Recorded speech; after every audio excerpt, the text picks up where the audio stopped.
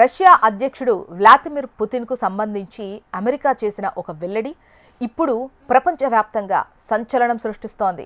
America national security archive సమాచార హక్కు చట్టం కింద పుతిన్ రాసిన ఒక రహస్య లేఖ బయటపడింది.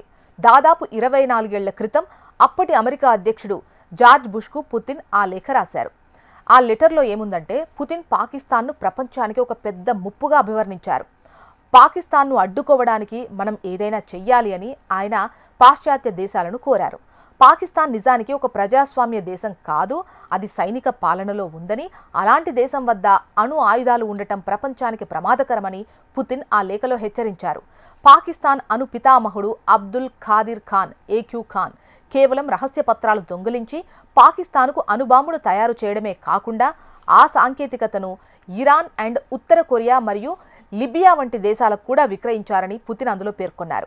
ఈ